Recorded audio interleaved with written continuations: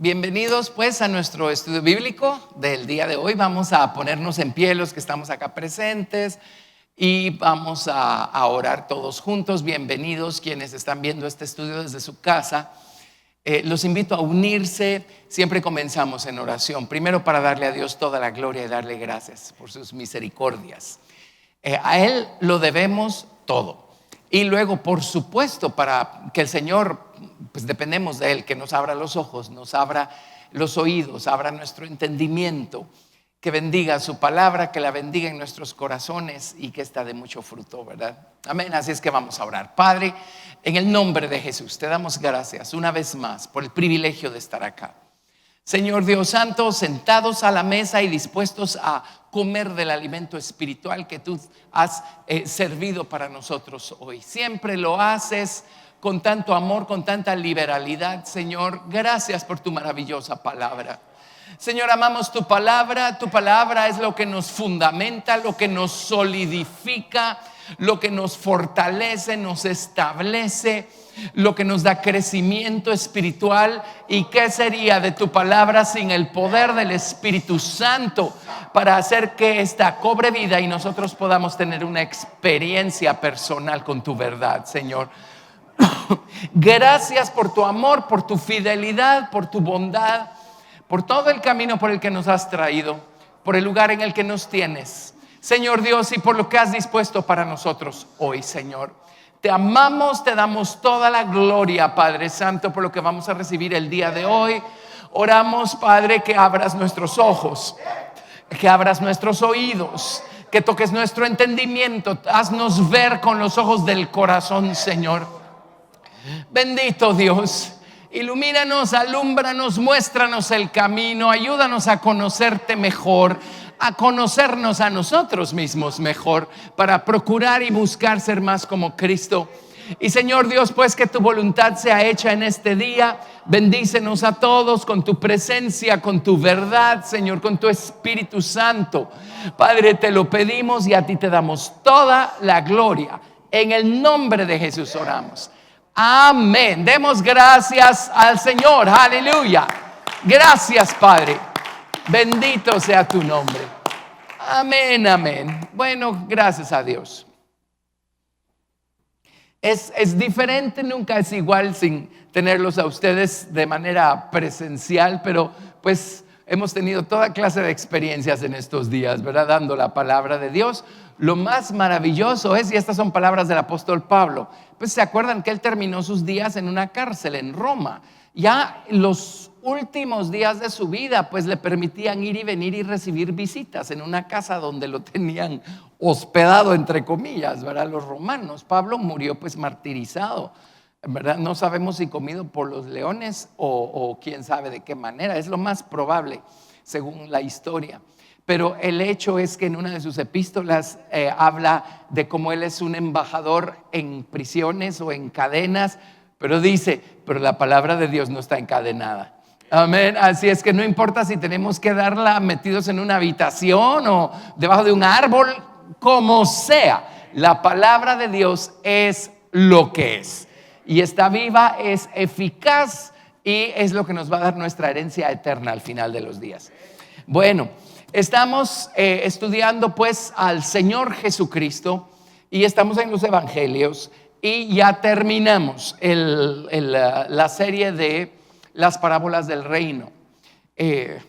Resumimos en el sermón del monte y en las parábolas del reino las enseñanzas de Jesús. Pues este no es un estudio de los evangelios, es un estudio de Jesús, ¿verdad?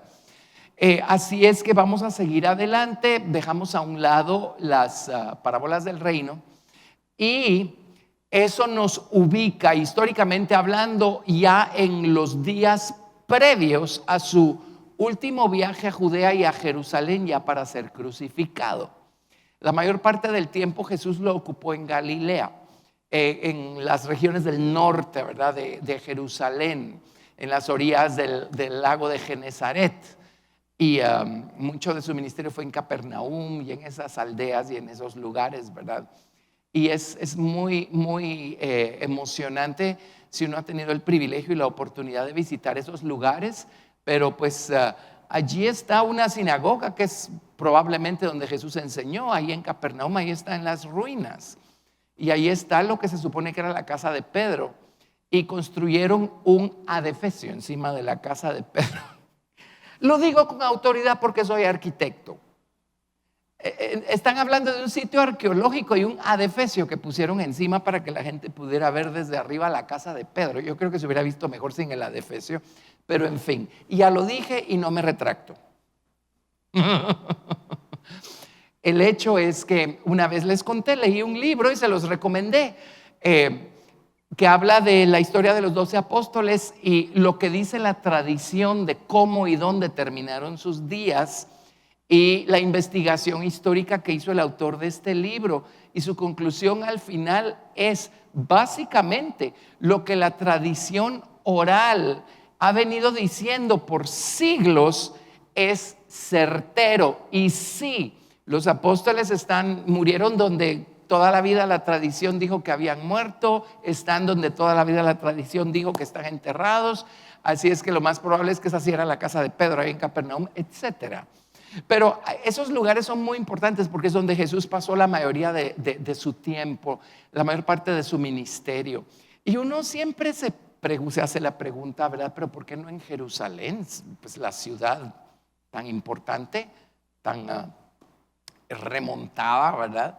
En cuanto a importancia y todo.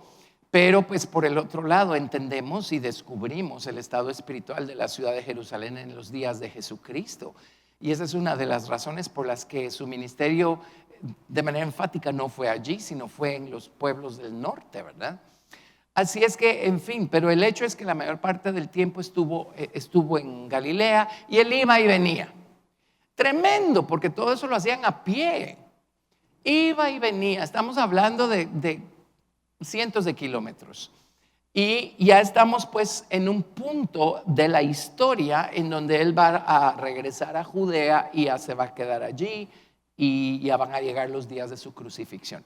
Entonces esto le da un giro muy importante a la historia y esto nos ayuda en nuestra historia a introducir algo que no es nuevo entre nosotros, a ver estos dos lados que necesitamos conocer y vivir y experimentar para poder decir que de veras tenemos una experiencia completa con el Señor Jesucristo. Hay dos lados al Señor Jesucristo, dos lados en los que debemos y tenemos que conocerlo por experiencia. Entonces podemos hacer una balanza y ya saben ustedes cuáles son estos dos lados. Tenemos el lado humilde y el lado exaltado. Tenemos el lado crucificado y el lado resucitado. Tenemos el lado de su muerte. Tenemos el lado de su resurrección, ya lo dijimos, ¿verdad? Bueno, no quiero poner resurrección porque ya lo pusimos. Pongamos vida. Y hasta aquí en la historia, básicamente Jesús ha tenido a sus discípulos de este lado, ¿verdad? Están viendo el poder de Dios manifestarse, están viendo a Jesús darle respuestas tremendas y puntuales, sabias, francas a los fariseos. Están viendo a Jesús liberar endemoniados, sanar enfermos y hacer cosas maravillosas, ¿verdad? Hasta aquí Jesús no ha hablado de su muerte. Pero en los pasajes que vamos a ver ya Jesús empieza a hablar de su muerte. Y es como que el tono de la canción empieza a cantar. Y sus discípulos en este punto de sus vidas no entendieron nada de lo que el Señor Jesús les estaba diciendo. Igual que nosotros. El primer contacto que tenemos con el Señor Jesucristo, por supuesto, es por medio de su muerte.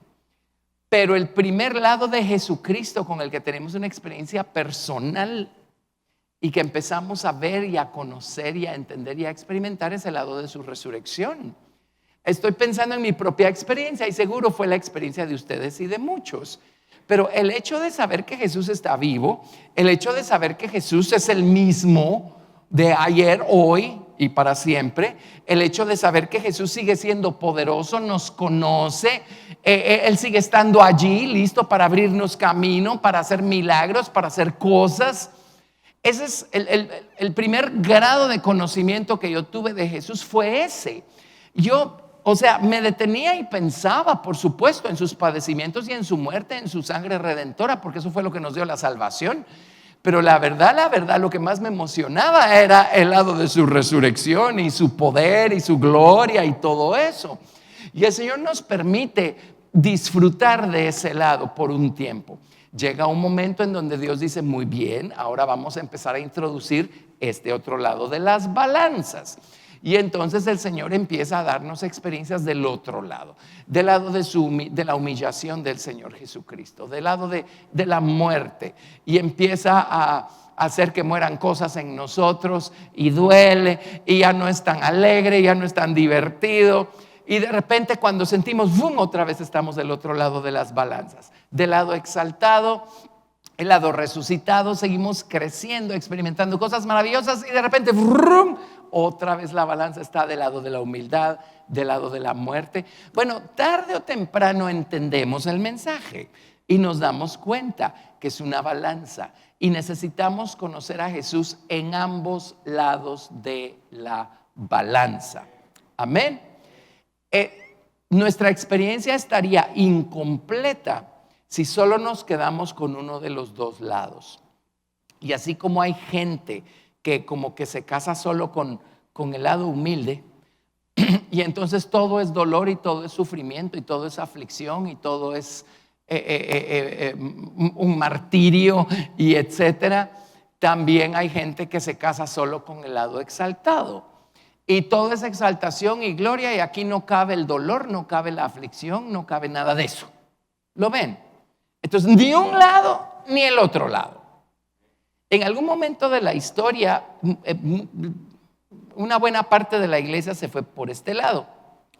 Cuando vino el movimiento del Espíritu Santo, y pues en diferentes regiones ha sido en diferentes épocas, pero en el mundo occidental, el movimiento pentecostal, o bueno, lo que llaman carismático en el sentido correcto de la palabra, digo correcto porque hoy en día grupo carismático y uno se enfoca en un grupo particular de gente, es un movimiento dentro de la Iglesia Católica en donde efectivamente se mueve el Espíritu Santo. Pero la palabra es una palabra griega, carisma significa dones. Así es que cuando empezó el movimiento de los dones del Espíritu Santo, el movimiento carismático, en el mundo occidental fue más o menos a principios del siglo XX. ¿Verdad? Hubo un tremendo avivamiento en la ciudad de Los Ángeles, California, el famoso avivamiento de la calle Azusa. Uno de los protagonistas era un hermano de apellido Seymour. Y creo que ya les conté, la iglesia donde crecimos, teníamos unos misioneros que venían de Canadá, y yo tengo el libro con la historia de cómo empezó el movimiento al que ellos pertenecían, y resulta ser que al mismo tiempo que estaba pasando esto en Los Ángeles, estaba habiendo un avivamiento en Canadá, y las iglesias de ellos salieron de este avivamiento. Amén. Así es que obviamente Dios empezó a hacer más visible y más público este lado, ¿verdad?, de sí mismo, y vino el movimiento carismático. Bueno, lo habrán administrado como lo hicieron a principios de siglo, pero llegó un momento, y eso ya nos alcanza a nosotros, ya estamos hablando de nuestras épocas, ¿verdad? Llegó un momento en donde el mover del Espíritu Santo y el poder del Espíritu Santo y los dones del Espíritu Santo sí hicieron o provocaron la tendencia de que muchas de las iglesias que estaban experimentando esto se fueran a este lado de la balanza. Entonces empezó la pugna, ¿verdad?, entre los unos y los otros. Y ni uno ni el otro. Necesitamos este balance. Necesitamos los dos lados. Pero hoy en día todavía hay muchísimas iglesias que están solo de este lado de la balanza, e incluso menosprecian, desprecian, no quieren saber nada acerca del otro lado. Humildad, crucifixión, muerte, no, eso no existe para un cristiano. Pues nada más espérese, siga caminando y ahí me cuenta si todavía cree que eso no existe. Amén. Entonces lo ven. Y ese es uno de los problemas más graves de los cristianos, pues cómo nos cuesta estar balanceados. Descubrimos algo más, solo eso existe. Después viene el Señor y revela algo más y entonces están estos otros. No, solo esto existe. No, pues es aquello más esto. Son las dos cosas. 3, 4, 5, 6, 1,000,000 de cosas. Amén. Todo eso es Dios para ir ayudándonos a crecer y para ir complementando nuestra experiencia personal. Pero todo lo que existe básicamente encaja en cualquiera de estos dos lados. Muerte y vida, crucifixión y resurrección, humildad y exaltación. Y necesitamos tener una experiencia con ambos lados de la balanza para poder decir que efectivamente conocemos a Jesús y caminamos con Jesús. ¿Está claro esto? Entonces los discípulos hasta aquí venían más habituados. Voy a usar otros colores, si no los voy a enredar aquí con mis garabatos. Hasta aquí los discípulos venían más habituados a este lado que al otro. Pero ya va llegando el momento de subir a Jerusalén y de padecer y de ser crucificados. Entonces Jesús poco a poco empieza a introducir este lado. Cuando empezó a introducir ese lado, los discípulos al principio no querían saber mucho acerca de eso, no entendieron nada de lo que Jesús estaba diciendo. Yo pienso que no sabían dónde poner esa pieza del rompecabezas, porque hasta aquí lo que ellos conocían era esto. Entonces, aquí está nuestro Mesías, nuestro Salvador, nuestro Señor, el Rey, el soberano, y que lo van a matar. No. Yo creo que el Señor se debe haber equivocado al decir eso. ¿Cómo así? Él viene a liberarnos y todavía no nos ha liberado y encima de todo lo van a matar y se nos va a ir. Eso no nos hace sentido. Bueno, a la mente humana no le hace sentido nada, ¿verdad? De la verdad divina.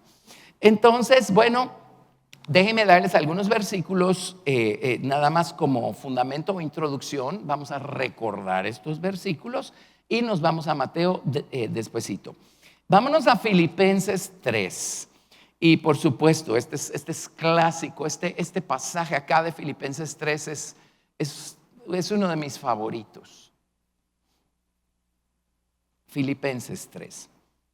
En lo que llegan a Filipenses 3, sigo ampliando esto, pero miren, cuando uno entiende este balance, esto lo libera a uno. Uno deja de pelearse con Dios y deja de resentir los momentos en la vida en donde es necesario estar del lado humilde. Uno entiende, uno bendice a Dios y uno espera y uno dice, Señor, bueno, ahora me tocó de este lado, santificado sea tu nombre. Completa tu obra en mí y cuando tú estés listo y yo esté listo, pues ya me pasarás al otro lado otra vez. Amén. Pero qué maravilloso es entender la manera como Dios opera. Filipenses capítulo 3, verso 1. Por lo demás, hermanos, gozaos en el Señor. A mí no me es molesto el escribiros las mismas cosas y para vosotros es seguro. Y entre paréntesis, Pablo Filipenses es una de las epístolas de la prisión, o sea, ya Pablo está padeciendo encarcelamiento. Y miren lo que dice, gozaos en el Señor. Aquí estamos hablando de alguien que conoce por experiencia estos dos lados y está igual de feliz, de gozoso y de agradecido, no importa en qué lado de la balanza se encuentre. Verso 2, guardaos de los perros. Esto es tremendo, ¿verdad? Gente con una naturaleza pervertida, ¿verdad? Guardaos de los malos obreros, guardaos de los mutiladores del cuerpo. Los mutiladores del cuerpo son los judíos que andaban buscando circuncidar a los primeros cristianos.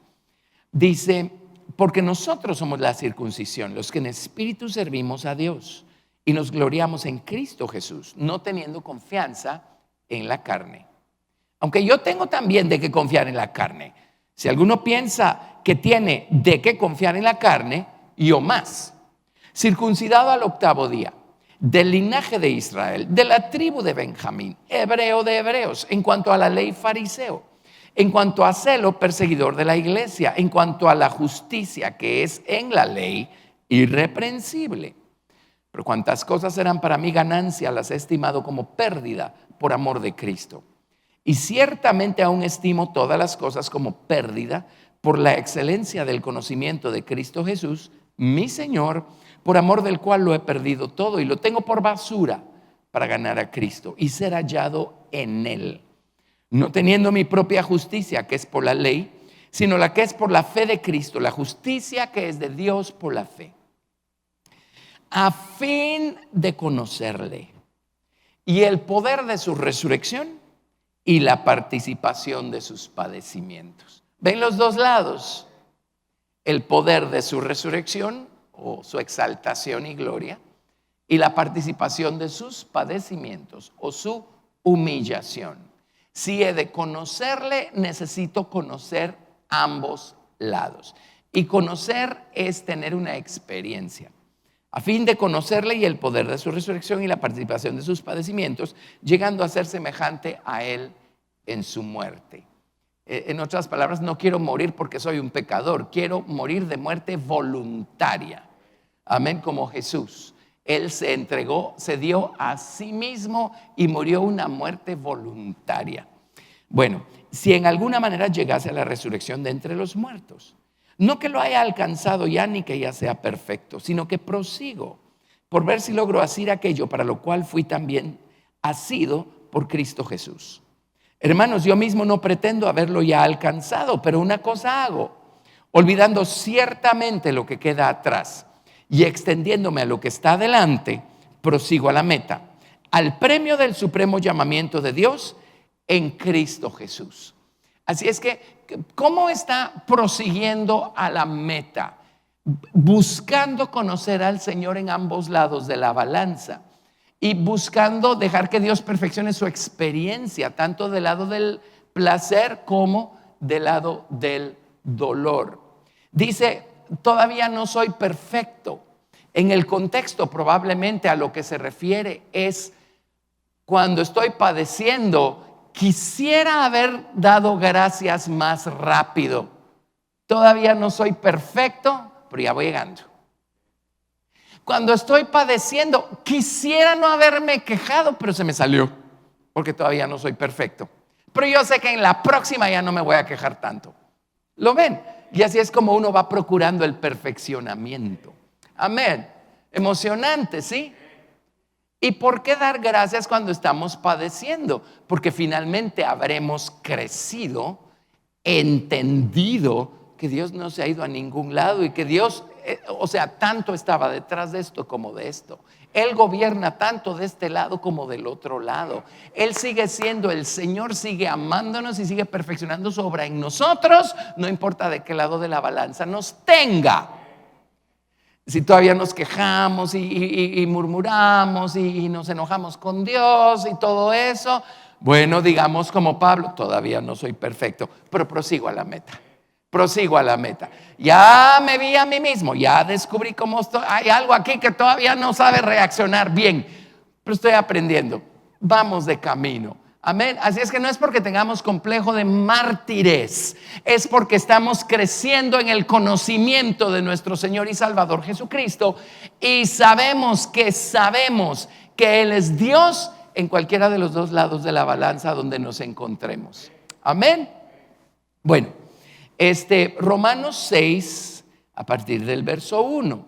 Aquí hablan del principio del bautismo en agua, pero van a ver otra vez este balance entre muerte y vida, operando, por ejemplo, en el bautismo en agua. Romanos 6, a partir del verso 1.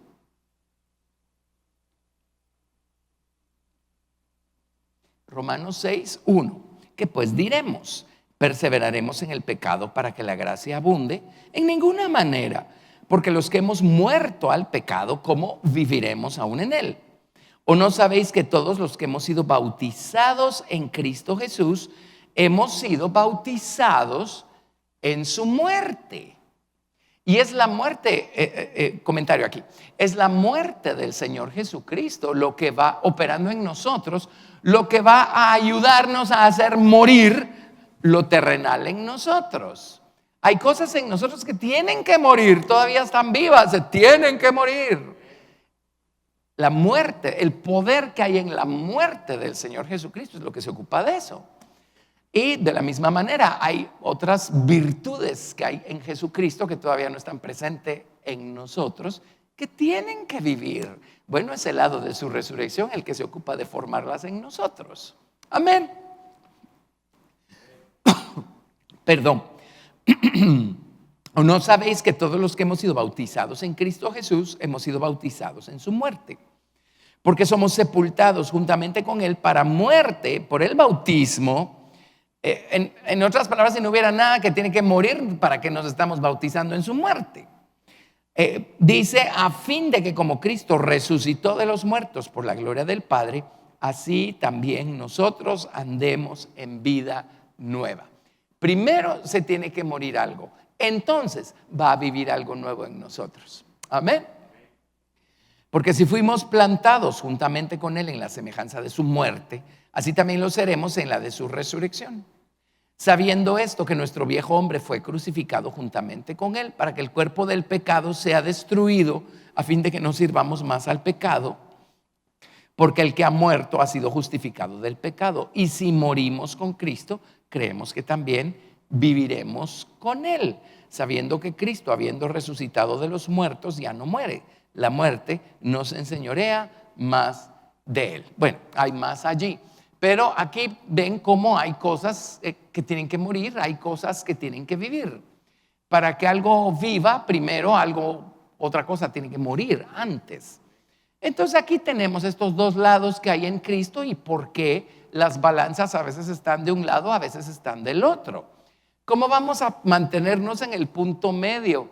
Dando gracias a Dios en todo tiempo y bendiciendo al Señor en todo momento, no importa qué, porque hemos crecido lo suficiente por experiencia para saber que sabemos que Dios anda detrás, Él gobierna y Él es el Señor.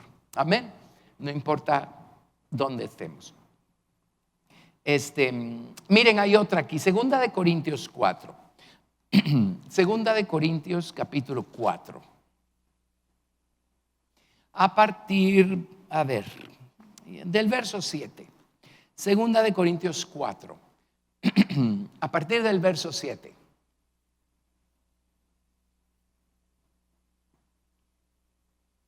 Pero tenemos este tesoro en vasos de barro, para que la excelencia del poder sea de Dios y no de nosotros, que estamos atribulados en todo, mas no angustiados, en apuros, mas no desesperados, perseguidos, mas no desamparados, derribados, pero no destruidos. Ahí está hablando del lado de la muerte, pues, ¿verdad? O de la humillación. Dice, llevando en el cuerpo siempre por todas partes la muerte de Jesús, para que también la vida de Jesús se manifieste en nuestros cuerpos. Y mientras más nos morimos nosotros, más vive Cristo en nosotros. Por eso necesitamos esos dos lados. Amén. Dice, porque nosotros que vivimos siempre estamos entregados a muerte por causa de Jesús, para que también la vida de Jesús se manifieste en nuestra carne mortal. De manera que la muerte actúa en nosotros y en vosotros la vida. Sí, pues actúa en nosotros y en la gente también. Cuando hemos sabido dejarnos crucificar así, con alegría, el Señor va a poder hacer vivir en nosotros muchas de sus virtudes. Y luego hablamos con alguien, aconsejamos a alguien, oramos por alguien, el respaldo divino va a estar allí. Así es que dice, mientras más opera la muerte de Cristo en nosotros, más opera la vida de Cristo a través de nosotros. Amén. ¿Por qué le huimos tanto a la crucifixión? La única manera como puede haber resurrección es habiendo crucifixión primero. Amén. Y mientras más poder de Dios tengamos es porque pues más el Señor nos mató, ¿verdad? Amén. Así funciona. Entonces, por eso no nos escapamos de dar nuestros pequeños viajecitos al lado de la humillación de vez en cuando. De manera que la muerte actúa en nosotros y en vosotros la vida. Pero teniendo el mismo espíritu de fe conforme a lo que está escrito, creí, por lo cual hablé. Nosotros también creemos, por lo cual también hablamos, sabiendo que el que resucitó al Señor Jesús, a nosotros también nos resucitará con Jesús y nos presentará juntamente con vosotros. Porque todas estas cosas padecemos por amor a vosotros, para que abundando la gracia por medio de muchos, la acción de gracias sobreabunde para gloria de Dios. Por tanto, no desmayamos. Antes, aunque nuestro hombre exterior se va desgastando, y por eso Dios nos tiene que llevar al lado de la crucifixión, para desgastar nuestro hombre natural. Dice, no obstante, el interior, no obstante, se renueva de día en día. Y mientras más se muere un lado de nosotros, más vive otro lado de nosotros. El hombre interior o el hombre espiritual. Porque esta leve tribulación momentánea produce en nosotros un cada vez más excelente y eterno peso de gloria. Pues sí, el Señor ya nos vació lo suficiente de nuestra vana gloria, entonces ahora nos puede llenar con su gloria. Amén. No mirando nosotros las cosas que se ven, sino las que no se ven, pues las cosas que se ven son temporales. No ponga sus ojos en la herramienta que el Señor está usando para crucificarlo. Ponga sus ojos en Cristo, quien está sentado a la diestra del Padre, y diga, Señor, yo voy camino a ese trono, yo voy camino a esa ciudad, así es que confío en que estás haciendo lo que es necesario que hagas para que yo logre llegar a donde quiero llegar, ¿verdad? No pongamos los ojos en las cosas de aquí abajo. Las cosas que se ven son temporales. La aflicción, la tribulación, todo eso es temporal. Pero las cosas que no se ven son eternas. Y esto es ese peso de gloria que el Señor nos va dando. Amén.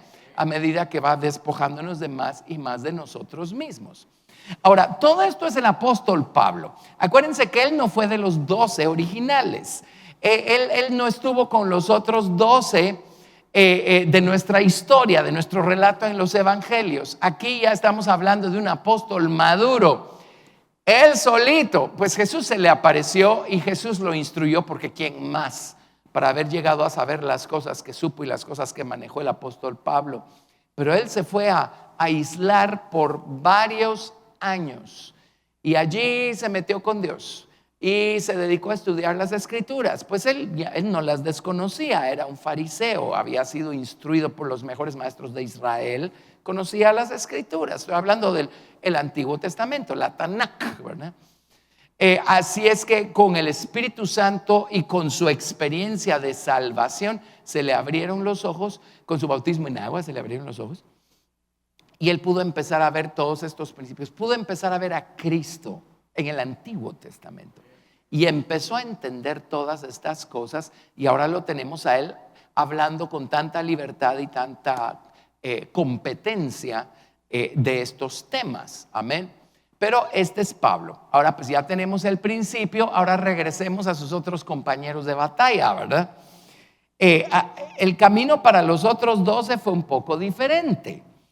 Pues como les digo, Jesús los tuvo de lado, los estuvo viendo milagros y viendo a Jesús alimentar multitudes con 5 panes y 3 peces. Sanar enfermos, liberar endemoniados, hacer toda clase de cosas portentosas y maravillosas. Pero ya va llegando el momento para familiarizar a estos 12 con este lado. Entonces allí es donde empieza nuestra historia en Mateo 16. Mateo capítulo 16. Y esto es cabal después de que Jesús alimentó a los 4,000, ¿verdad? Entonces, a ver, desde el verso 13, y van a ver cómo el Señor fue alternándoles unas lecciones tremendas y unas experiencias tremendas con la noticia que era necesario padecer en manos de los sacerdotes y morir. Él les fue como diluyendo poquito a poco la noticia, ¿verdad? Aquí fue introduciendo pues este otro lado, el lado de la crucifixión o el lado de la muerte. Mateo 16, 13. Viniendo Jesús a la región de Cesarea de Filipo, preguntó a sus discípulos diciendo: ¿quién dicen los hombres que es el Hijo del Hombre? Ellos dijeron unos, Juan el Bautista, otros, Elías, y otros, Jeremías o alguno de los profetas. Y él les dijo, ¿y vosotros quién decís que soy yo? Respondiendo Simón Pedro dijo, tú eres el Cristo, el Hijo del Dios viviente. Y eso lo pudo decir únicamente porque Dios el Padre le abrió los ojos. Es la única manera como vemos. Por eso le dijo. Entonces le respondió Jesús, bienaventurado eres Simón, hijo de Jonás. Y entre paréntesis, el hecho de haber podido ver más allá del plano natural, más allá del hombre, y poder ver al Cristo, poder ver el lado divino detrás del hombre. Amén. Eso solo porque Dios nos abre los ojos. Bienaventurado eres Simón, hijo de Jonás, porque no te lo reveló carne ni sangre, sino mi Padre que está en los cielos. Y yo también te digo que tú eres Pedro, y sobre esta roca edificaré mi iglesia, y las puertas del Hades no prevalecerán contra ella. Y si la iglesia es edificada sobre el fundamento de la revelación de quién es Jesucristo. Amén. Y dice, bueno, sobre esta roca, ¿verdad? Edificaré mi iglesia. Las puertas del Hades no prevalecerán contra ella. Y solo comentemos, ya que estamos aquí, pero comentemos un poquito esto. Detengámonos acá. Vámonos dice, las puertas del Hades no prevalecerán contra la iglesia. Ahora, ¿en qué sentido? ¿De qué nos sirve saber eso? Ustedes y yo el día que nos muramos no nos vamos a ir al infierno. Entonces, ¿qué provecho obtenemos del hecho que las puertas del Hades no prevalecen contra nosotros? No puede estar hablando de que el día que nos vayamos ahí se van a cerrar y ya no vamos a poder salir. Eso no existe para un creyente redimido por la sangre del Señor Jesucristo. Amén. ¿Se habían puesto a pensar en eso? Bueno, Isaías 14:17. Es un hecho que el diablo no le va a abrir las puertas a los que tiene ahí, ¿verdad? Atrapados. Isaías 14, verso 17. Y el diablo, pues algunos terminan sus días en el infierno lamentablemente. Pero por el otro lado, el diablo nos tiene a todos, cuando no conocemos a Jesucristo, esclavizados de una manera o de otra, ¿verdad? Y Él no es el que nos va a liberar de esa esclavitud. Cristo es el que nos libera de esa esclavitud. Pero dice Isaías 14, verso 17, aquí está hablando de Lucifer, dice que puso el mundo como un desierto, que asoló sus ciudades, que a sus presos nunca abrió la cárcel. Si ustedes y yo hoy somos libres, no es porque el diablo nos abrió la cárcel y nos dejó libres. Eso no existe. Él no va a liberar a ninguno de sus cautivos. ¿Y quiénes son los cautivos del diablo? Toda la raza humana que no ha sido liberada por el Señor Jesucristo. Amén. Entonces, bueno, en Lucas 4:18, en Lucas capítulo 4, verso 18, aquí Jesús cita del libro de Isaías, ¿verdad? Por supuesto. Y dice, el Espíritu del Señor está sobre mí por cuanto me ha ungido para dar buenas nuevas a los pobres, me ha enviado a sanar a los quebrantados de corazón, a pregonar libertad a los cautivos y vista a los ciegos, a poner en libertad a los oprimidos, a predicar el año agradable del Señor. Entendemos que las puertas del Hades no pueden prevalecer en contra del Señor Jesucristo. Si nos vamos a Juan 8:36, Juan 8:36,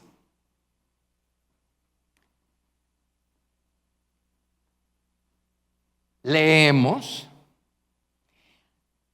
así que si el Hijo os libertare, seréis verdaderamente libres. Entendemos que las puertas del Hades no prevalecen en contra del Señor Jesucristo. Una vez Él pone sus ojos y su corazón y su mano sobre nosotros, ¡vlug!, nos libera.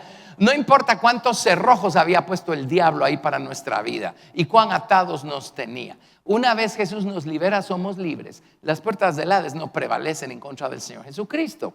Amén. Ahora vámonos al Salmo 24, verso 7. Salmo 24, verso 7.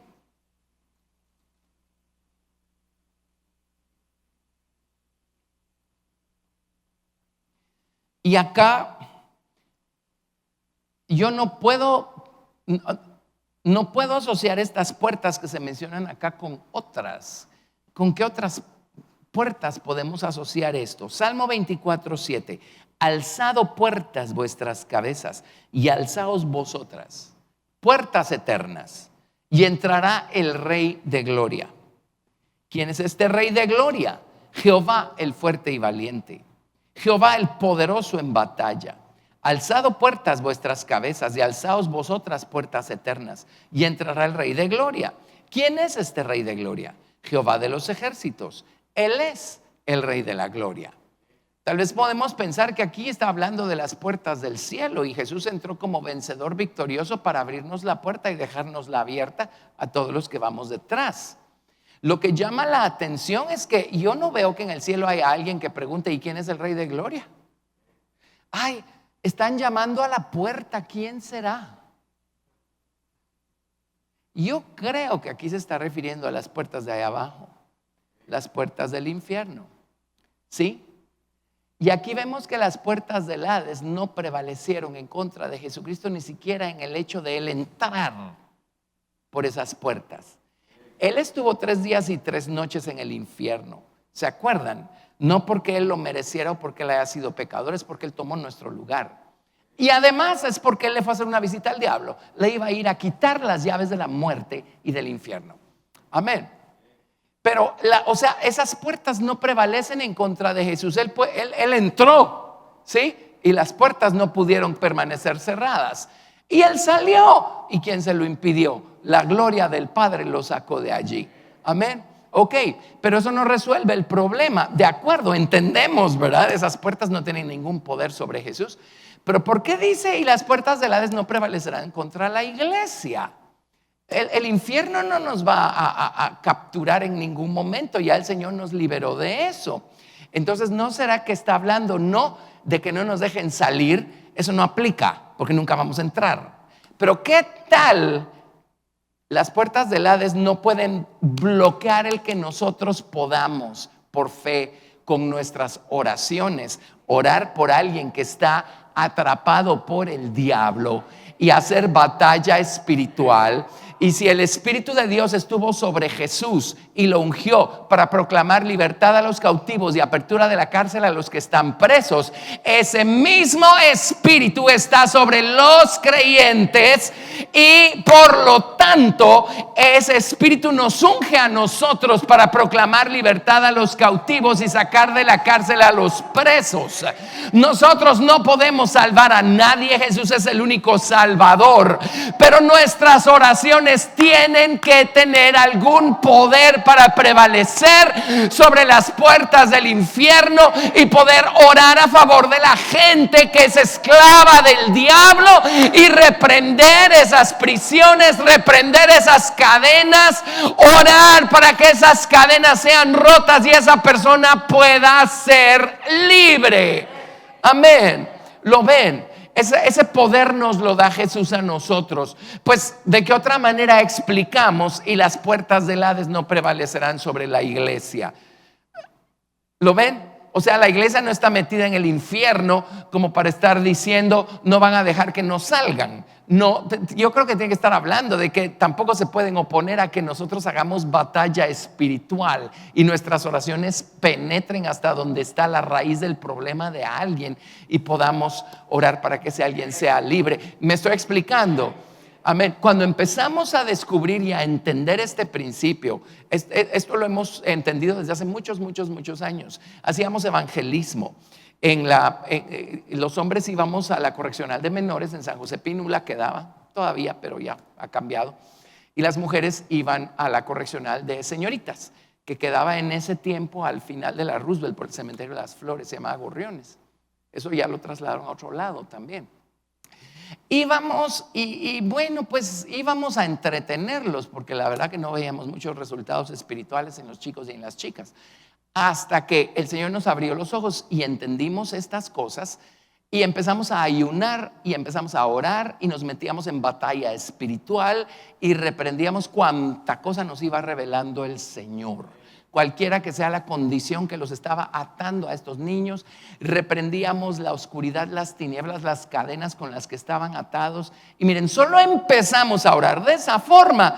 Y esa semana que nos tocó hacer evangelismo en esos lugares se convirtieron 25 aquí, no sé cuántas señoritas allá. La semana siguiente se convirtieron otros 30, la semana siguiente otros 20, después se convirtieron sus maestros, después se convirtieron los guardias. Llegaban a nuestro servicio los domingos, los guardias y los maestros ahí de la correccional. ¿Ven cómo funciona? Amén. Ahora eso es entre paréntesis. Entonces, ahorita sí, me desvié un poquito porque ya que estábamos ahí no quería tomarme el chance de no regresar a ese principio. Pero aquí el Señor todavía los tiene a sus chicos de este lado, hablándoles de todos los privilegios que tenemos en Cristo, el poder que tenemos en Cristo, la revelación que tenemos de Cristo, porque Dios el Padre nos abrió los ojos, el poder que como congregación que invoca el nombre de Cristo tenemos. Las puertas del Hades no pueden prevalecer en contra nuestra. Amén. Ya, hoy sí estamos ubicados acá, no quiero perderlos tampoco de lo que es nuestro tema.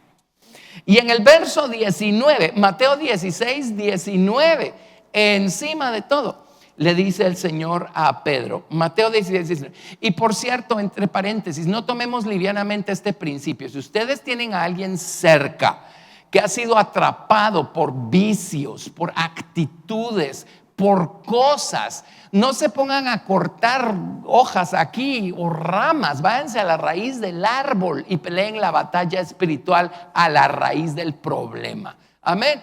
Y oren para que sus cadenas sean rotas y ellos salgan libres y van a ver. Amén. Bueno, pero regresando a nuestra historia, Mateo 16, 19. Viene y le dice pues a Pedro, pero se lo está diciendo a la iglesia. Dice: a ti te daré las llaves del reino de los cielos. Esto es paralelo a lo que explicamos este domingo pasado. ¿Sí? Ustedes van a tener contacto con lo de arriba, con este reino celestial que gobierna sobre este reino físico temporal aquí abajo.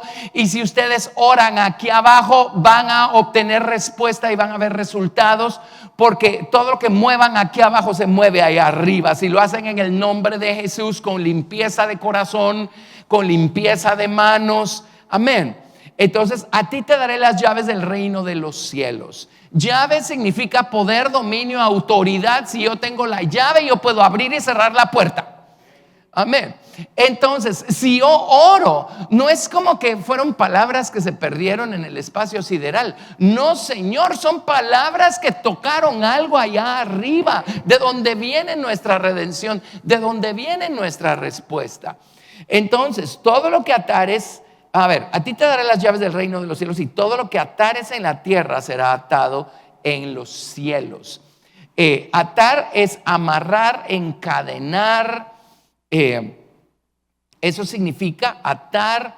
Y dice: y todo lo que desatares en la tierra será desatado en los cielos. Desatar significa liberar, dejar ir, deshacer cualquier cosa que tenga que ser deshecha, o desamarrar algo, ¿verdad? Eso significa desatar. Lo que está diciendo es: ustedes van a tener poder para prevalecer. Si oramos aquí por algo, vamos a tener respaldo divino, porque tenemos acceso al reino de los cielos. Amén. Y no solo es desatar, pues atar también. ¿Qué tal atar? Hacer que pierda su poder y su efectividad alguna actitud dentro de nosotros, alguna inclinación pecaminosa. ¿Lo ven?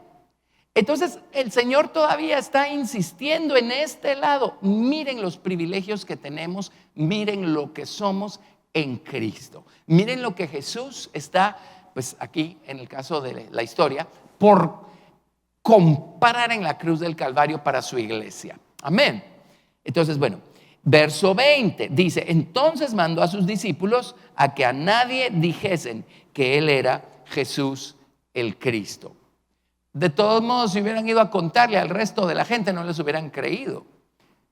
Porque uno esto lo sabe solo porque Dios el Padre nos abre los ojos. Amén. Verso 21. Y esta es la primera mención que hace Jesús de su muerte. Desde entonces comenzó Jesús a declarar a sus discípulos que le era necesario ir a Jerusalén y padecer mucho de los ancianos, de los principales sacerdotes y de los escribas, y ser muerto y resucitar al tercer día. Es como, ala, pero qué alegre iba todo, pues. Aquí estamos del lado exaltado y de repente una nota disonante en toda esta melodía tan alegre, ¿verdad? Ajá. Miren, pero, o sea, solo van a ser 3 días, al tercer día voy a resucitar. Sí, pues Señor, pero no me importa que solo sean 3 minutos. Es más alegre mantenernos solo de este lado, exaltado, resucitado. Bueno, pero si quieren ver más poder de resurrección, necesitan también experimentar un poquito de crucifixión, ¿o no? Y aquí empezó a introducir esto y a prepararlos, ¿verdad? Es necesario que padezca y es necesario que muera. Entonces, para que vean, Dios el Padre le abrió a Pedro los ojos para reconocer en Jesús al Cristo. Pero para otras cosas sus ojos permanecían velados. Esto no lo entendió. No lo vio con ojos espirituales. Y dice, entonces Pedro, tomándolo aparte, comenzó a reconvenirle. ¿Saben qué significa reconvenirle? Empezó a censurarlo, empezó a amonestarlo, empezó a imponerse. Pedro empezó a imponerse. Dice, ay no, Señor, yo creo que no, yo creo que aquí algo no anda bien, ¿verdad? Empezó a reconvenirle diciendo, Señor, ten compasión de ti, en ninguna manera esto te acontezca. En otras palabras, ya te vi sanar a un montón de gente y resucitar a un montón de gente. Pues, o sea, a ti no te cuesta nada evitar que te maten, ¿verdad? No, Señor, pero ¿qué te pasa? ¿Por qué estás pensando en estas cosas? Si el lado exaltado está realegre, ¿quién quiere oír algo acerca de crucifixión, muerte, humillación? Y díganme si no somos igual nosotros. Hasta que Dios no nos abre el entendimiento y empezamos a experimentar el lado de la humildad, no entendemos cuán importante es y cuán necesario es. Amén. Y créanme, o a lo mejor ustedes lo han experimentado, también hablan con sus amigos que están comiendo solo de este lado, porque les digo, hay muchos movimientos cristianos que para ellos solo esto existe. Ya lo demás ya no existe. Y ustedes vienen y les dicen o tienen algún problema y la respuesta que ustedes les dan es pues bendigan a Dios y denle gracias. ¿Con qué respuesta se encuentran de parte de ellos? ¿Cómo se te ocurre? ¿Estás loco? ¿Cómo así? Esto ni siquiera puede venir de Dios. ¿Verdad que es cierto? Y nosotros estaríamos igual si Dios no nos hubiera abierto los ojos a esto también, ¿verdad? Amén. Tremendo. Bueno, el hecho es que Pedrito, ¿verdad? Pero Jesús, volviéndose, dijo a Pedro, ahora acuérdense de la lección de este domingo pasado. Quítate de delante de mí, Satanás, me eres tropiezo, porque no pones la mira en las cosas de Dios, sino en las de los hombres. ¿Cuál es su trabajo? Hacer que no veamos a Jesús, sino hacer que mantengamos los ojos fijos en el problema, en la situación, en la persona, en la circunstancia. Hacer que mantengamos los ojos puestos en las cosas de aquí abajo. Juzgar las cosas solo en lo natural. Amén. en vez de ver a Jesús y tener los ojos del Espíritu abiertos y entender a otro nivel. Bueno, entonces Jesús dijo a sus discípulos: oigan, chicos, este camino no solo es para mí. Ahorita les estoy contando que yo voy delante. Y ya vieron mi gloria y ya vieron el poder del lado exaltado, del lado de la vida. Pero ahora es necesario que vean el otro lado, que entiendan también este otro lado, que conozcan los padecimientos de Cristo, que entiendan un poco el lado de la muerte, de la humillación, el lado de la crucifixión. Yo voy delante, yo les voy a abrir el camino. Pero déjenme contarles algo. Este es Jesús hablándole a sus discípulos. Esto es para ustedes también. No es nada más que, ay, sí, Jesús, el camino por el que tuvo que caminar él. Ajá, ¿estamos siguiendo al Cordero por donde quiera que va o no? Entonces es el camino por el que nosotros tenemos que caminar también. Amén. Entonces les dijo, miren cómo les respondió de esta manera. Verso 24: si alguno quiere venir en pos de mí, niéguese a sí mismo, tome su cruz y sígame. En otras palabras, miren, chicos, ustedes también van a tener que caminar de este otro lado de la balanza de vez en cuando sea necesario. También van a tener que negarse a ustedes mismos. También van a tener que dejarse matar o dejarse crucificar. Hay cosas en ustedes que tienen que morir y solo así se van a morir.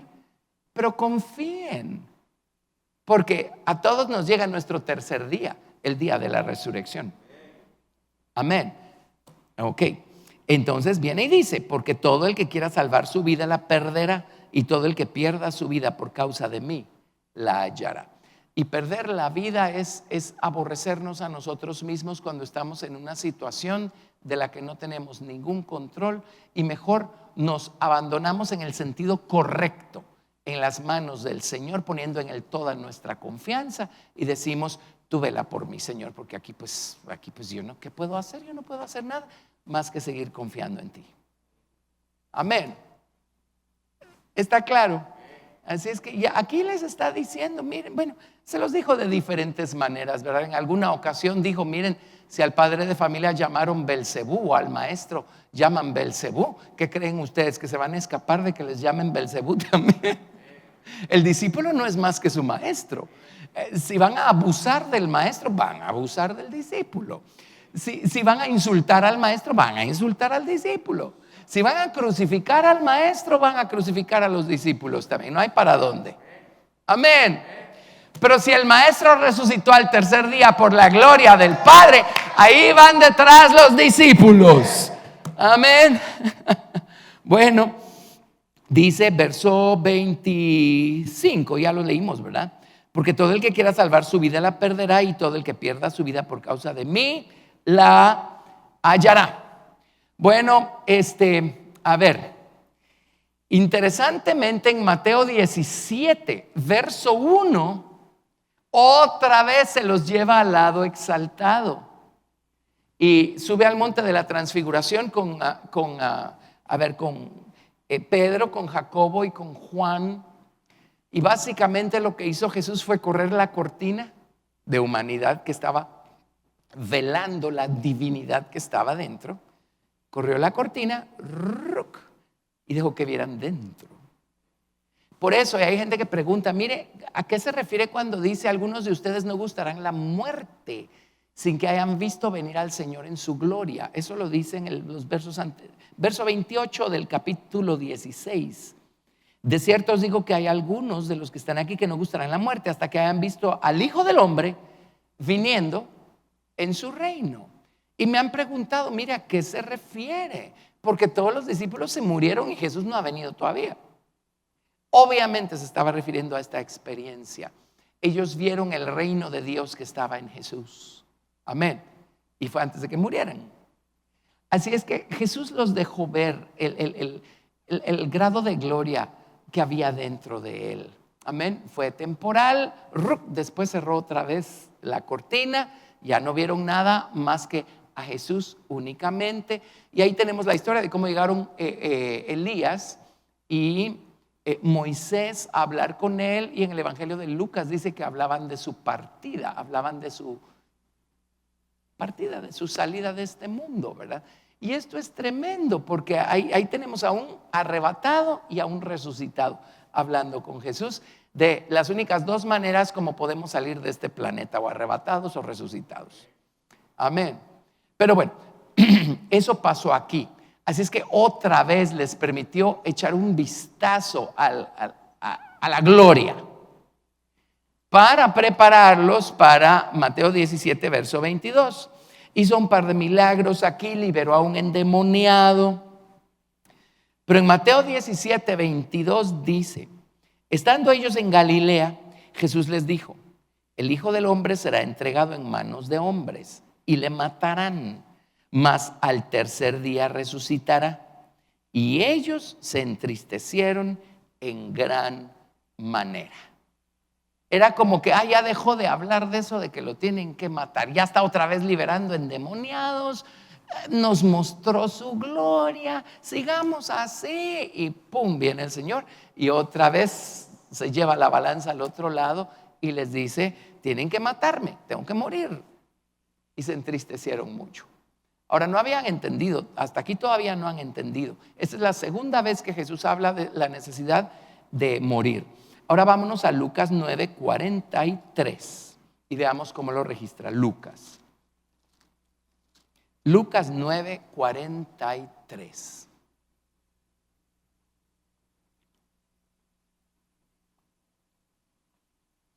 Y nuevamente aquí está la liberación de este muchacho que estaba endemoniado, igual que en Mateo, después precisamente de haber estado en el monte de la transfiguración. Y en Lucas 9:43 dice: y todos se admiraban de la grandeza de Dios, porque lo vieron liberar a un endemoniado, ¿verdad? Y maravillándose todos de todas las cosas que hacía, dijo a sus discípulos. Ahora, mire cómo les dijo aquí: haced que os penetren bien en los oídos estas palabras. Serio, ¿verdad? Hagan que les entren bien en los oídos estas palabras. Hoy en día usan otra expresión, ¿verdad? Dice: léame los labios. Read my lips, ¿verdad? Hagan que les entren bien estas palabras en los oídos, porque acontecerá que el Hijo del Hombre será entregado en manos de hombres. Pero mire, mas ellos no entendían estas palabras, pues les estaban veladas para que no las entendiesen, y temían preguntarle sobre estas palabras. Puede existir tal cosa como que el velo ya se nos quitó y ya vimos que Jesús es el Cristo, pero aún permanece velado otro lado de nuestro entendimiento que no nos permite ver el lado crucificado humilde del Señor Jesucristo. Y es lo que les decía de muchos movimientos cristianos que dicen: padecer, eso ya no existe. Dolor, eso no es posible. Enfermar, un cristiano no enferma. Excepto que ande en pecado, ¿verdad? Pero no lo quiera confesar, o excepto que a lo mejor le dio lugar al diablo. Dios no tiene nada que ver con esas cosas. Y para mucha gente ese lado sigue velado, ¿cierto o no? Para mucha gente ese lado sigue velado. Pues todavía seguían con un tapón en los oídos, pero cuando ocurrió y tuvieron la experiencia, entonces entendieron. ¿Se acuerdan? Hasta que murió y resucitó, dicen los evangelios, que entendieron todo lo que les había dicho acerca de que era necesario que tuviera que morir. ¿Se acuerdan? Y así pasa. Y a veces hasta que Dios nos pone a nosotros en una situación de crucifixión, entendemos de qué se trataba. Eso que tanto nos dicen en la iglesia: mire, no se va a escapar, en algún momento va a pasar, que va a tener que padecer algo. Pero ánimo, porque es allí donde Dios lo quiere para poder resucitarlo y llevarlo a un nuevo plano en Dios. Es el único camino, la única vía. Y hasta que pasa, pues vemos y entendemos, ¿verdad? Pero aquí Jesús empieza a introducir esta necesidad, pues, de este otro lado, el lado de la crucifixión. Y aunque siguió manifestando su gloria, pero ya básicamente a partir de aquí, él afirma su rostro para ir a Jerusalén y se va a Jerusalén como oveja al matadero, ¿verdad? O sea, ahora la Biblia siempre habla de subir a Jerusalén, por supuesto. En este caso, pues por supuesto subieron a Jerusalén, pero a partir de estas palabras ya todo el camino fue como en descenso, ¿verdad? Hizo milagros, hizo cosas maravillosas y todo lo demás, pero ya aquí ya empiezan a coparlo más los fariseos, los sacerdotes, ya empiezan a fraguar sus planes para acabar con Jesús y ya llegamos pues a los últimos acontecimientos en donde lo matan. Amén. Entonces, bueno, eso pues es lo que vamos a estar estudiando los días que vienen, ¿verdad? Y qué importante es eso. Así es que lleguemos hasta allí con nuestro estudio de hoy.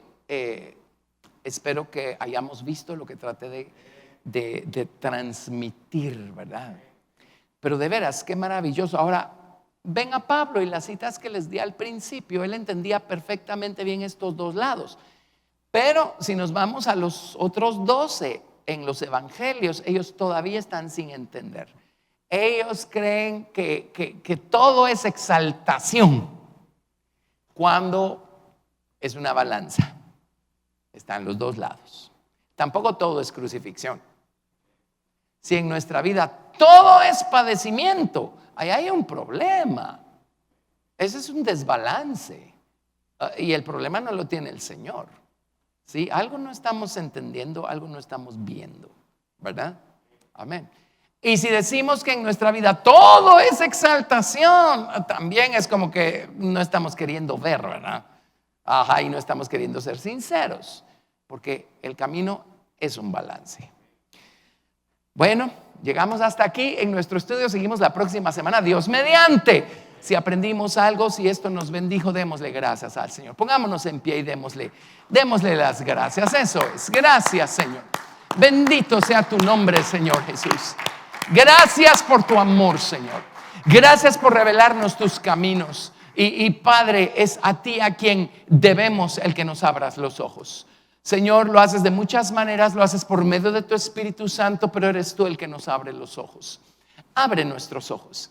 Ayúdanos a ver el camino de una manera más completa, más clara, Señor Dios, y haznos conocer a Jesús de esta manera completa. Como dice Pablo, el poder de su resurrección y la participación de sus padecimientos, los dos lados. Y ayúdanos a regocijarnos igual, ayúdanos a bendecirte igual, bendito Señor, y tú sigue completando tu obra en nuestra vida. Gracias por el privilegio que tenemos de poder ver estas cosas, de poder entender estas cosas, de poder experimentarlas. Señor, te amamos. Gracias por Jesucristo en nuestra vida y por habernos tenido por dignos, Señor, de caminar este camino. Todo te lo debemos a ti y a ti te damos toda la gloria, Padre, en el nombre de Jesús. Amén. Gracias a Dios. Gloria al Señor. Amén, amén. Bueno, gracias a Dios. Dios los bendiga. Gracias por estar con nosotros y nos vemos en una próxima ocasión.